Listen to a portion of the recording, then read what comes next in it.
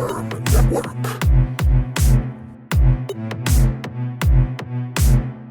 Of Rath and Brotherhood.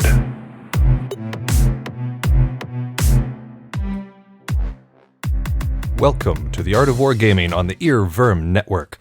I am Yaga Malark, and I am by myself this evening. We actually had a Klingon episode that we're going to have for you, and it actually went really well. It was a 2.5 hour one. Thumbs and I really got into it, and we were having a very good flow and a back and forth, but as this long-distance podcasting sometimes does, there was a little bit of a technical issue, some microphone recording levels, some other clipping issues on my end. It was just kind of a strange data stream to be trying to work with.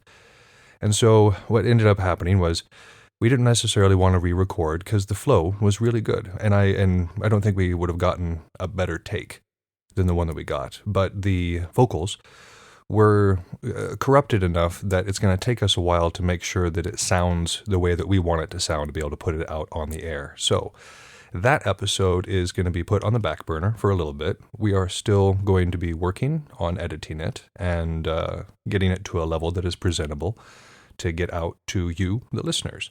But until then, I wanted to make sure that we got out something in the meantime to make sure that you guys knew that we were still thinking about you, still doing work, still the show is still going. So that's what's going on. Sorry about the technical issues this week, but going forward, we should be hopefully sticking to a bi-weekly schedule is the idea. We're going to be losing our editor for this last book was Yui, and while their work for us was absolutely awesome, circumstance has taken them away from us. So we wish them luck on future projects, but we're going to be switching editors to myself and my wife.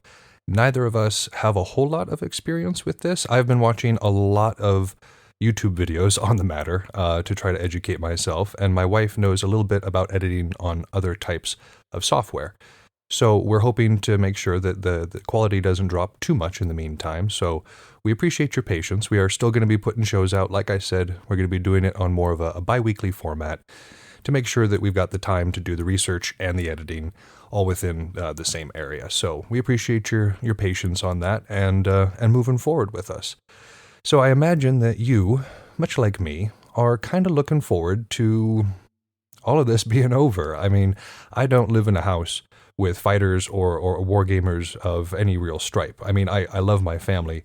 They are wonderful people, but they're not into the same things that I am. And so while we've been in this quarantine, it's been kind of hard to get my fix, if you will, for this wargaming thing that we're really into. I mean, I'm still doing my forms every day, these 12 shots that I like to do. I'm still doing my wargaming on the Xbox that I've been doing. I'm playing some Planetfall. I picked up Ancestors Legacy. I've got some Civilization, still trying to keep a strategic mind in this time.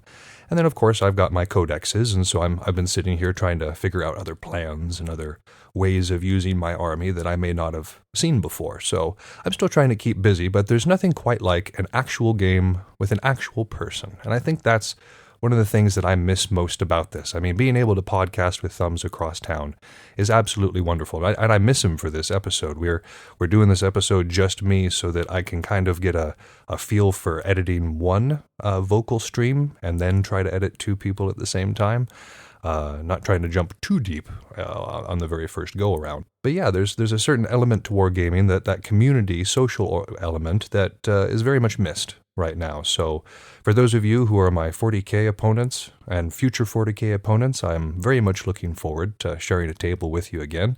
And for my Bella Grimm brothers and sisters, I am missing y'all so very much. And I cannot wait to share a field with you and cross swords because, yeah, it's been a time, and I'm sure I'm not alone here. I'm sure I speak for the majority of us when I say that we're chomping at the bit to get out of here and do. But we're doing what we need to do, and these are strange times, and we're doing what we need to do to survive. So I applaud you for your efforts and the little bit of madness that you've been embracing to make this happen. I know that there's a little bit of madness creeping into my life, but we will get through this together as a community, as a species, as a global network. We got this, people. So it's just a little bit of time, and and we'll be outside again, or inside, depending on what your wargaming is.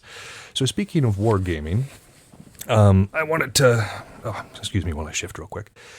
Wanted to do a quick announcement for our 40K players. There's not going to be a whole lot in this episode to do specifically with military science or 40K. I'm going to be doing some reports.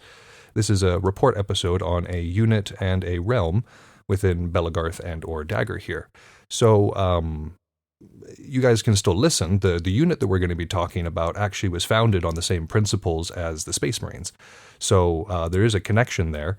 But obviously it doesn't come from the same lore set. That's where the familiarities stop, because in what we do in Belagarth, it's a little bit less roleplay and more action-based. Like the names and heraldry do matter, and they do have a place in the game, but they do not matter as much as how well you can swing your sword in a very real sense.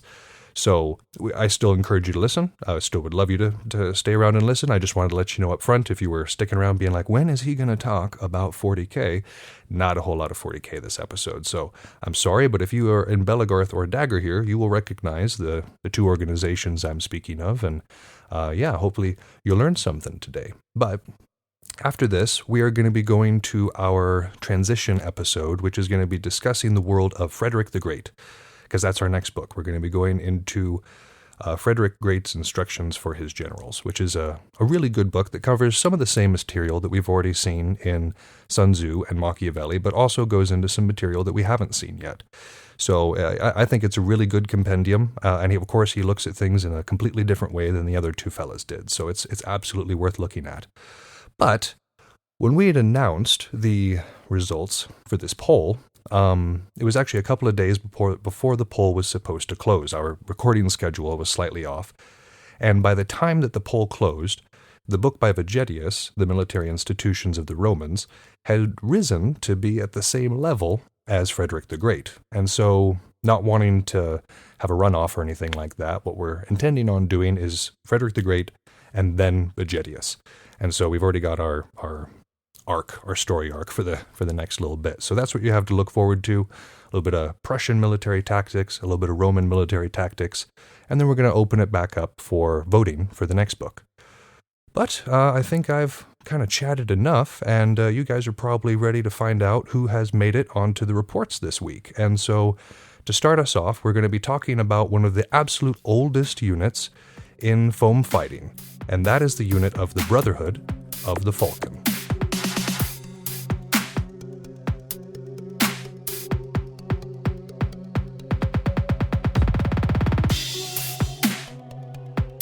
So the information that I'm going to be working with this evening comes to me from War Master Hakan, also president of Belagarth. He was nice enough to respond to me. He and I are good friends. We go back pretty far, and I reached out to him, and I know he's a fairly high-ranking member of both of these organizations, so I was hoping that he might give me some information, and he obliged. So we're going to be speaking first today about the Brotherhood of the Falcon. And now, for any of you who are members of the BOF, as the acronym goes, I am not trying to get any of this information wrong, obviously. If I do get anything wrong, I apologize. Please let me know, and I will make a correction of it, but this is the information as it was presented to me, and as I found on the Belagarth wiki, which is www.geddon.com. You can find a link to the Brotherhood of the Falcon's website as well, where they kind of talk about their involvement in various realms. And if that doesn't give it away enough, these guys are a self-described powerhouse of people who get things done. They are very organized, and they are very involved in whatever realm they happen to be in. They are one of the oldest units in the entirety of the sport. This unit was founded in 1991, and like I had said before, they were loosely based on principles in the Imperium, specifically Space Marines, in the very beginning. Now, they don't resemble anything like that now. If you speak to most members of the Brotherhood of the Falcon or the two splinter groups that became full units, the EBF and the Dark Angels, most of us wouldn't say that there is that connection between 40K and our current unit. But in the beginning, as legend goes, that was one of the founding principles of this unit that became such a large force within the organization. And it spread absolutely everywhere. It started in Dur-Damarian, but it has since gone to Ohio, Illinois, elsewhere in Tennessee, Michigan, Montana, Idaho, Kansas, California, and as far as Poland. So this is a very wide-reaching and pervasive unit. They are absolutely involved in a lot of different places. So, I mean, there's not a whole lot of places you can go within the larger community that you won't at least hear of the Brotherhood of the Falcon. And they're also one of the largest units in terms of numbers as well. They have 83 active members at the moment, primarily in the eastern United States. There are quite a few out here in the west, but their main numbers are out in the east. And they often make it to Chaos Wars and Aukfest as their big ones, with anywhere between 12 and 20 members showing up to a given unit. So now I've seen them in higher numbers before when they really turn out, and when they do, oh buddy. There was an Aukfest that I went to several years ago, my very first Aukfest, that was, I can't remember what exactly was the big event that was happening, but it was a really big deal for the BOF. There was some member who had been a part of it for a long period of time, or some massive anniversary or celebration that had brought a lot of the older members out of the woodwork and had brought a lot of the disparate members together. And so at this Aukfest, there was just a truly monumental gathering of Brotherhood of the Falcon. And this is one of those groups that is very line-fighty. Now, they have people who can do everything. They've got, of course, flankers and archers and excellent polearms and everything like that. But when you look at them, their bread and butter, their really chief style is right in the center of the line with a very strong sword and shield presence. And so when you see a large number of Brotherhood of the Falcon lined up across from you on the field, you know them by just the shield wall that exists in front of you with these weapons poking over the top of it. And of course, they know how to work together, and it was absolutely devastating. It was a really cool event to see so many of them out together, especially so close to their heartland over there. And speaking of their members, because they have been around for so long and because they are involved in so many different organizations, they do boast quite a few prominent members. I will probably not name them all here, but they have several who are well known. And if they're in your area, you likely know one because they're probably either a weapons checker or a herald. That's part of their unit culture, is to be involved like that. So Sir Piper is one of the big names that you should know. He is the co-owner of Forged Foam. It's one of the large weapon manufacturing organizations that we have. If you buy weapons, you have likely heard of Forged Foam. They are one of the oldest organizations. In fact, I think the oldest that is still in operation that markets to Belagarth and Dagorhir, and they have really good weapons that last for quite a long time. And so Piper has built himself two little empires. Another name you might recognize, and I'm going to speak about him a little bit later as well, so I'm not going to speak too heavily about him right here, is Sir Parr, and he's a former president of Belagarth. Of course, Haakon is the current president of Belagarth, also a prominent war master and Western member of Belagarth. And then Sir Guts is our current vice president. And so when I'm saying that these guys are involved, they are involved even at the highest levels of our organization. And so their history is one that we've already kind of talked about a little bit, but I want to go into a little bit of more detail. And because the history of the Brotherhood of the Falcon is especially in the beginning, the history of the Triad as a whole. And so when I speak of the Triad, I am speaking of the Brotherhood of the Falcon, the Elite Blood Falcons, or EBF, and the Dark Angels, which are the unit that most closely resembles their original Space Marine chapter, at least by name. We don't necessarily resemble them by practice. We're far more hippie-ish than the Dark Angels of the 40K Imperium. But that organization of the Triad, within our individual units, I will call a fellow Dark Angel brother or sister. But a member of the EBF or the BOF is a cousin to me. And that's because we have these roots that stretch back so many years. Because in the beginning, it was just the Brotherhood of the Falcon. And they began in Dur Damarian. And they rose to such prominence so quickly because of this very gritty culture and because of this need to get things done and rise and select the best members. They quickly rose to kind of dominate that early realm. And so to avoid a monoculture, basically, they began splitting a little bit. And so initially the EBF kind of took their best fighters, and the Brotherhood of the Falcon became a feeder unit for the EBF and the Dark Angels, who were kind of the sneaky flanker type unit at the time. Now, as time went on, and the Brotherhood of the Falcon began to spread and accumulate more members and more prestige, you can imagine that being used as a feeder unit, or a unit whose membership is eventually poached by other units, that's what it's designed to be, you can imagine that didn't really sit well with them anymore, because they were a powerhouse in of themselves. They had a good membership, and at this point, they had pride. They had pride in what they accomplished, they had pride in who they were, and they had pride in what they wanted to do moving forward. And so at this point, they kind of split off. These three different units, they split off from one another and became more distinct. Again, when you're at a lot of events, especially Eastern events, you'll see Triad kind of form up together, because those old ties run very deeply, even for those of us who weren't a part of that. Like, I only joined the unit within the last 5 years. I wasn't a part of this history. This is ancient history to me, and yet still, even to this day, that culture, that camaraderie, continues to bleed over. And so it's very interesting. We can't really talk about one member of the Triad and their history without mentioning the other two branches, because we are kind of intermingled like that.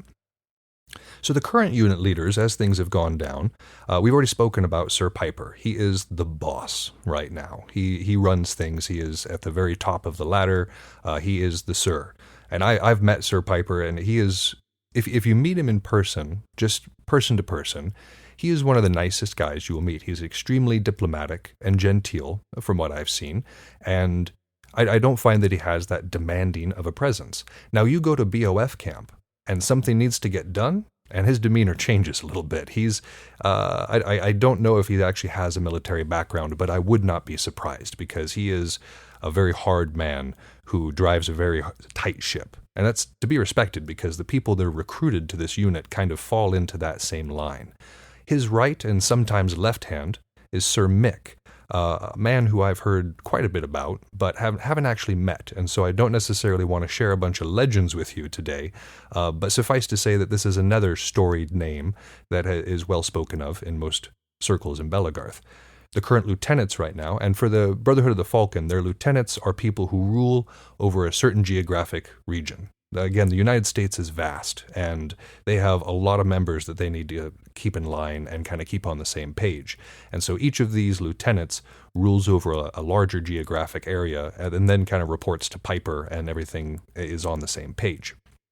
You have Nazgar, Par, Ruckus, and Forest. Now, Ruckus, I want to say something about Ruckus real quick. I know I wasn't going to say anything about legends or myths, but this is a story that I was there for, so I can tell it.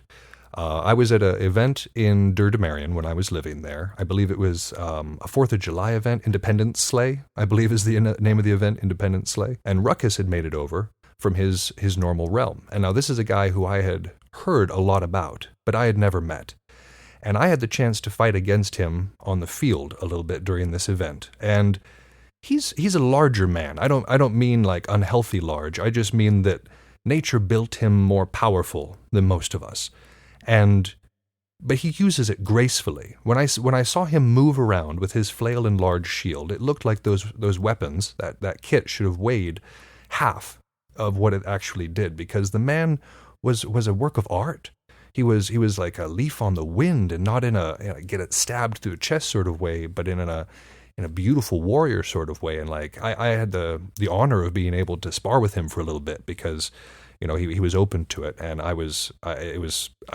can't remember if I landed a single hit on the guy. He was amazing. So again, that just goes to show you that, again, in the beginning, a lot of the good fighters got poached out of the BOF into other units, but they absolutely retain them right now, because, I mean, this guy, if you've ever had the honor of fighting Sir Ruckus, my goodness, he's on another level with that flail, let me tell you. And so we've been kind of talking about this a little bit, but the general unit culture of the BOF is that they're a big family. They have a really high emphasis on that family culture, and they are a big family of hard fighting, whiskey drinking, hockey hooligans is kind of the way they describe themselves. And take that for all the positives that you can, because I love going to BOF camp. It's one of those places that if you're looking to have a good time, that's one of the places that you can likely find it, because whether it's the older guys who are full of wisdom, who are usually willing to share that with you if you are polite and bring whiskey, or the younger people who are full of energy and that go-get-it like attitude, it's just a really good camp to be in. I really have enjoyed it every time I go, and maybe I'm biased, because I mean I've got another story for you about these guys and this community spirit that they like to bring. When I first got to Dirtamarian, and I know I keep mentioning that, but this is a realm in Nashville, Tennessee, which is one of the oldest realms in the entire sport. And so I arrived there, and I don't know anybody. I'm just this wet behind the ears guy who's from out west, and I have a bit of a career behind me out west, but nobody knows me from Adam. There's this great grass sea in the middle of the country that a lot of people don't know what's on the other side. There's units that exist on either side that people don't know about.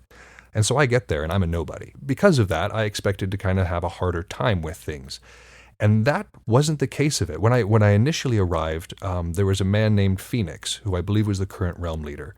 And he ran a group named the Yolms Vikings, who were amazing. They were a group who, they were like a homegrown Dirtamarian thing, and their whole thing was dedicated to helping out new people. And that was really welcoming, and that was really awesome to be included in.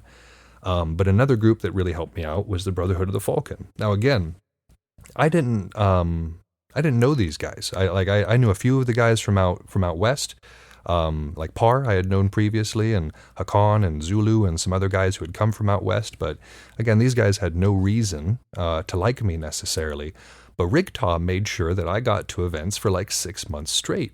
I mean, even after I told him that I didn't think I was going to join the Brotherhood of the Falcon, he said, that's cool. I like you. I think you're a good member of the community, and I want you to get to events. So, I mean, the only reason he stopped is because he had to start going to events at a different schedule than I did, because he was way more involved at that time than I was. And so, again, but that's not uncommon. That's not uncommon. Like I found that kind of brotherly demeanor amongst a lot of these guys, and so I have a lot of good things to say, as you can probably hear. And so what Hakan says is their plan for the future is that they just want to keep on doing what they're doing, and I don't see any flaw with that. They've been around since 1991, and they're keeping on strong. So black and gray, baby.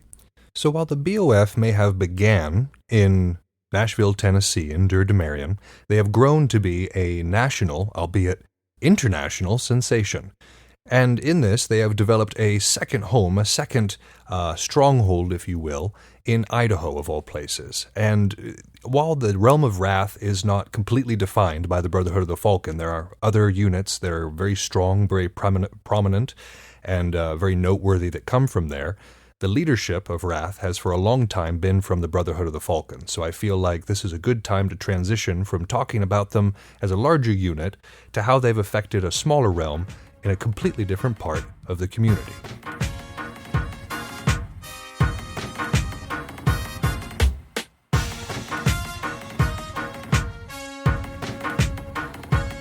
Now, some of you may not be familiar with the realm of Rath, though those of us from Stygia absolutely are. They are one of the closest realms geographically to where I started as a fighter. And so when I first started going to events, some of the first people I met were Rathians. And one of the first things I noticed about Rathians was, much like the Brotherhood of the Falcon, they were hardworking, typically reliable, and always driven to become much better fighters. In fact, I used to think that they were kind of hoity-toity for that reason. I came from a rather hellion group of fighters at the time that weren't necessarily into getting better. We were just into like being there and expressing ourselves, man. And so like we'd come up against these tryhards from Rath, and like there was almost a negative opinion at the time because of this culture that I came from. But as I've become more of a disciplined fighter with more of a mind of improving myself, I've been more impressed by people like those from Rath. And for other reasons as well. I sing their praises also for some very anecdotal reasons, which I will share for you in a little bit. But let's talk some numbers real quick. Rath has been around since 2005, when it was founded by Sir Par. It exists in Boise, Idaho, and is one of the dominant realms in the region. There are a lot of realms in that region that form a group called the Highlands of Chaos. But Rath is one of the very, very dominant and prominent members. They have a lot of people, too. They have between 50 and 70 people at any given practice, and 20 to 25 of those are non-coms. Now, again, people, I cannot stress enough how important non-coms are to this organization. They're the ones who cook the best food, often make the best garb and can make very good weapons. They are people who can focus on things that fighters may not focus on and catch things that fighters may not catch. And so I like to see a large, healthy group of non-coms in Realm, because that, to me, says that the Realm itself is healthy and doing exceptionally well. And so, some prominent members that hail from this particular area of the world include Sir Rem, an all-around nice guy. Again, this is me being anecdotal, but Sir Rem is one of the nicest people that you will meet in this sport. If he could be our ambassador to most places, I think a lot of people would think extremely well of us, because Sir Rem makes us look good. He's a former vice president, and he started the Peerage Council. Now, for those of you who may not know what that is, peerage is anybody who is titled, I guess. Artificers, war masters, knights. I think there's some others who are included as well. But basically the folks who are supposed to stand for something in the organization. I know sometimes we fall short, but the people who are supposed to stand for something in the organization are a part of what is called the peerage. Sir Rem was the one who got us all sitting down, talking to one another about what peerage should be across the board. Now, of course, there's going to be individuality between the different organizations, but this kind of puts us on the same page and gets us thinking about standards and practices. And I think it's a conversation that absolutely needs to be had in the community.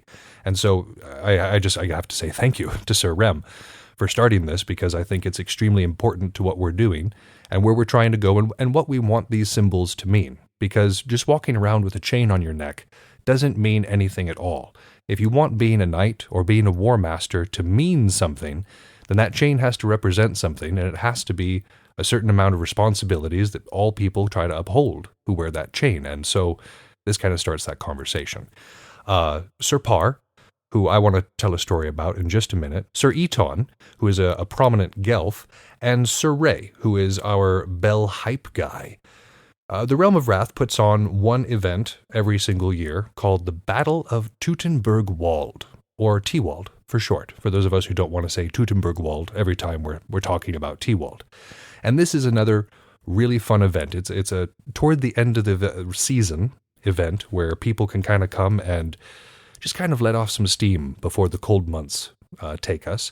And it's a lot of fun. They hold an actual court there, which is a bit more role play, but it's a really cool way of presenting awards that feels very authentic. And then it's a relatively small field. And so for us Westerners, it's a very rare chance for us to get to practice a little bit of line fighting.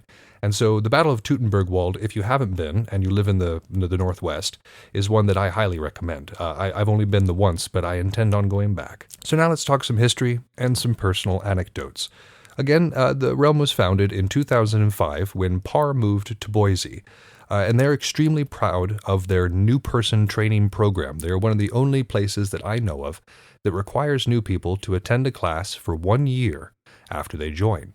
This class teaches all sorts of things, from the specifics on what the different weapon sizes are and how to use them, to the different rule nuances, to how to be a good community member. These classes cover a lot of different things, and they are taught by a lot of different people. And so it gets people involved, gets people knowledgeable, and kind of starts them off right. This is one of those reasons why when you meet a Rathian, they all kind of seem squared away from the very beginning. They are.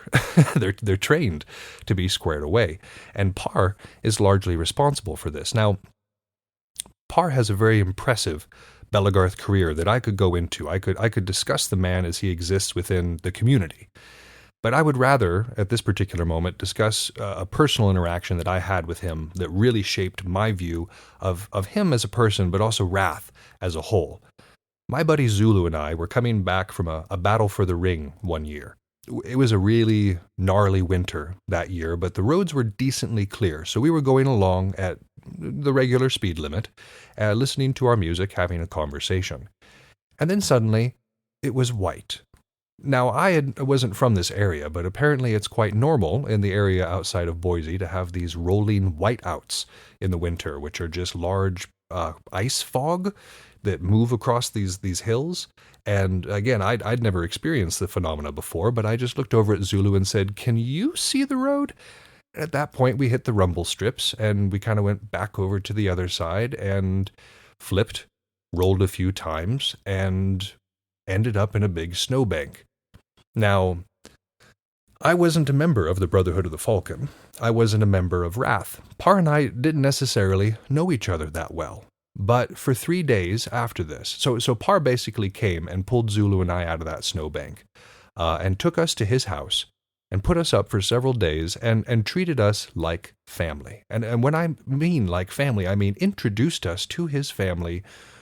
I felt like a member of the household. I felt so welcomed and so blessed in that particular moment. That's not a word I necessarily use all that much, but I definitely felt blessed in that moment because that situation could have been a lot worse. I was in a strange part of the world with not a penny to my name and no vehicle and no means of necessarily getting home. I mean, we did have a car that came back from Missoula for us later, and it took us kind of the rest of the way, but it was a stressful time for a second, and Par and his family really did us a solid, and so that really kind of, and I know that's all anecdotal, but that really cemented for me the kind of spirit of Rath, because when I've seen them at events, that's how they are. They take care of people. They take care of the event.